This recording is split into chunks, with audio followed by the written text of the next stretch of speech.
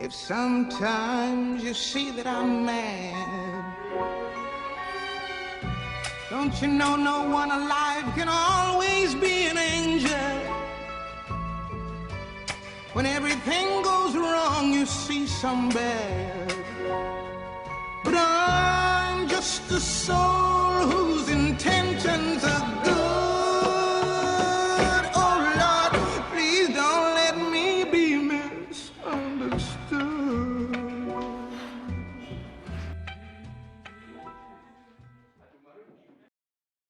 In some families which are well off, many children with disabilities have been overprotected, and they are overprotected from participating in daily living activities, in work activities, including life skills.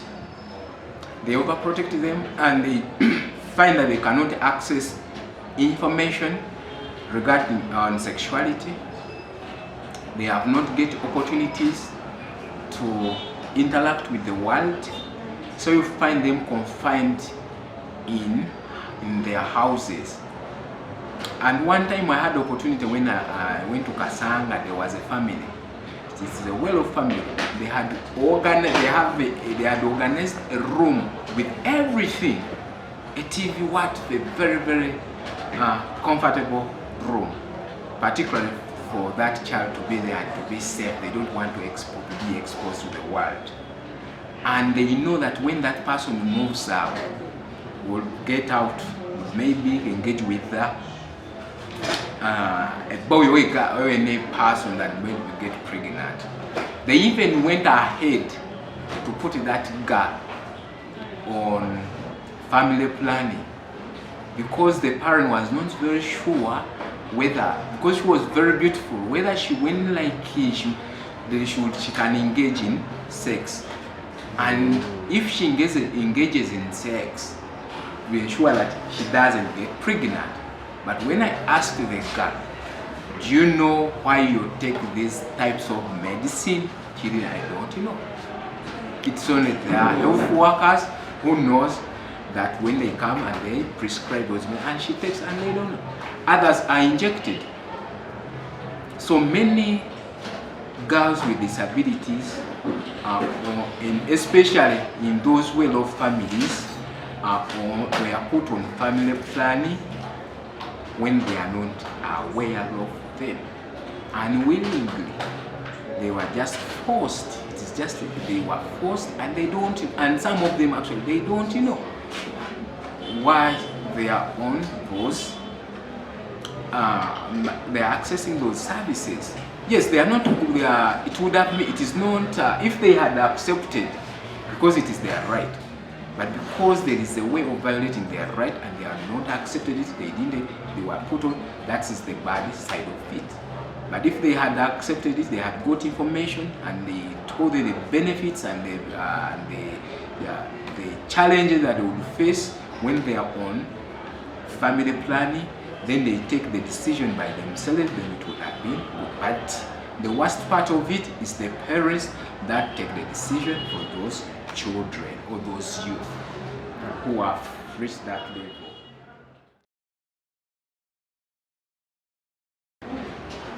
Of course, there are some types of disability, for example, those with the intellectual disabilities.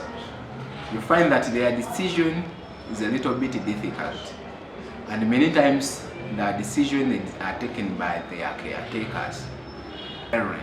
They don't want to, they are protecting themselves to have an additional burden because they think if this child is engaged in sex and might produce a child with the same challenge or with a disability. Therefore, to protect themselves from having an additional burden, they take this child for family planning to ensure that that person, that she does not produce another one.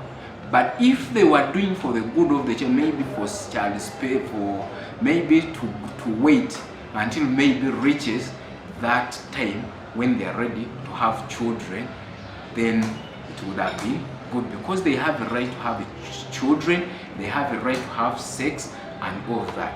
But in many times, the right to have children is denied from these children with disabilities. When we are talking about health rights, those are some of the issues that we consider. We want to see that this person who is affected, who is going to be affected, has to be part of it. Should decide or should take a decision on what would be, on especially on things that are affecting this person. For us, we sensitize the community, we sensitize the family members, we engage with the spouses of these persons, that when you're taking a decision, when you're going for family plan, when you want to go for HIV testing, when you want to don't force this person. At least let this person consent. We encourage them to consent, to give them chance to consent after having acquired all the information, understanding why am I going to get this service, what is the benefit of these services, and after getting the services, probably what could be the side effect of this, so that they know, and when they take their decision and engage in the service.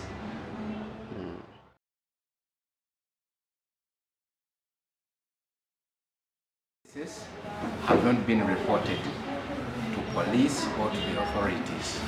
The reason one is that they don't have enough information that about where they should report their cases when they are abused.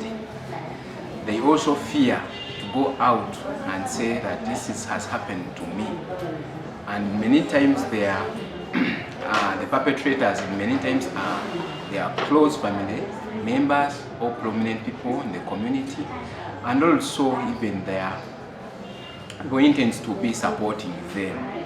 So you find that they find it very difficult to report such people to the authorities. Secondly, even if they report their cases to the authorities, they will neglect those cases. They don't take those cases as serious, because looking at the disability of someone that has, for example, if someone has an intellectual disability, they will say that because has that intellectual disability and what he's saying is not true. Then secondly, they think because of the disability that even someone that who did that abuse, for example, if it is sexual abuse, was helping this person, because they don't consider that this is a human being who should decide when to have sex and shouldn't be like an animal or a hen that anyone would just come and get sex from that person. Then the third one, I think that is the community, the way the community perceive these people with disabilities. Even if this person comes out and report the case, they will not take it serious. They don't love it. They will just say this one is not a human being, and the perspective that they have, they will not even come out to defend this person. When they just blame this person instead of defending and understanding that has a right that has to be protected and it shouldn't be abused anyhow. Then what I've seen, the perpetrators that are doing this, they are mainly, like I've said, they are mainly these people are very close to them. And the community will think this person is just helping, they will not know that there is something that is happening behind that are abusing this the person they support. Again, because this person will again not come up, because this is the person who they trust and who is supporting, and probably they are paying their medical bills or their necessities that they will need. So eventually they will utilize that opportunity and abuse them, and because they know they will not be able to report those cases. Then the others, these are the community members out there, because they have their different perspective towards person with disabilities, and they know they will not be able to report. They know their weaknesses, and they know that this person they are just helping them engaging them in sex, engaging them any form of, especially sexual related issues, they will not be able to. Because again, looking at their disability, for example, if you, a community member, engage in sex with a deaf person, is 100% sure that this deaf person will not be able to report, because where they will go, they will also not understand the language that will be speaking. Many community leaders do not know sign language. Many police officers do not know sign language, and you find that this person has to look for someone, has to talk through someone to understand that he has been sexually abused.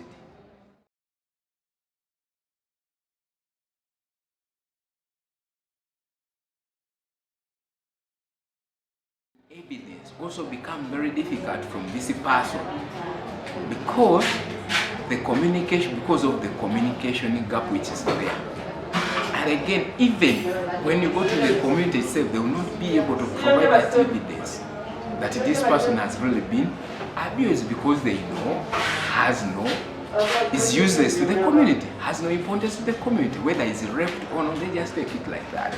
No one bothers, because the disability that this someone hinders this person from being seen as a human being and who is a useful community member and has to be protected.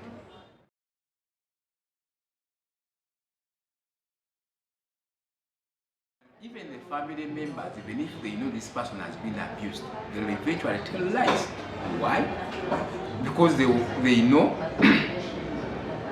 that it is the person who has communicated, who is the perpetrator, is part of them, and and if they come out and maybe provide enough evidence about this person who has done it, it is going to be a shame to the family. So they will choose to keep quiet and keep it for themselves, and this person who has been raped or has been sexual abuse will remain continue suffering with the trauma because he has not been supported. And everyone is on the side of the perpetrator, and this person who has been abused, who is the victim, will remain alone. So instead, the best way to keep with the family, getting the family support, is to keep quiet and continue suffering with the trauma. And they lack life skills. To give an example, when girls are growing up, we normally have sengas, and they will send other children to their sengas. These are the aunts who normally and traditionally would provide information about sex education. Even when important communication is done in the family, they will not invite this person to say that you are part of the family, you need to know this. So many parents will leave them aside because they don't count them as their children. Normally, when you ask, for example, how many children do you have? They will say 5 and another one with a disability. So they don't consider them. And they don't know that even when they grow up, they will be important to the family. And we've seen very many families that are surviving on people with the disabilities that have been successful, and even more than those without having the disability.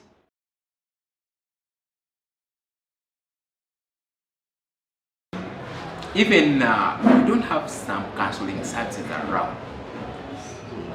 I've not seen, apart from the NGOs that we have here, and there are very few that will provide that support.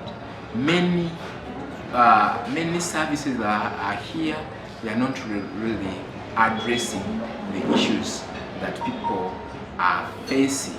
For example, if like I've gone through sexual violence, how can you be prepared?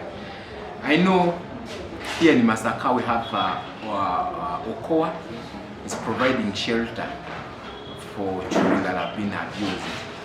But how many have got that opportunity to go there? Because now the cases that are happening there, people keep quiet. Then Okoa will not know that this person with a disability has experienced an abuse or is a victim of an abuse. So once the case is kept and people are quiet and no one is not reported, then such services will not be able to get there, and you find they remain there. And actually it will add on their disability again, because staying in trauma, you're not supported, you've not got counseling services, you've not been helped anyway. So you remain, and you find that the disability will also increase because of the situation that you're going through.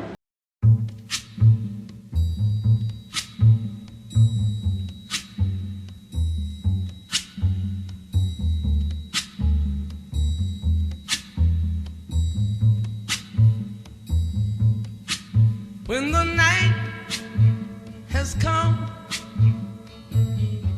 and the land is dark and the moon is the only light we'll see,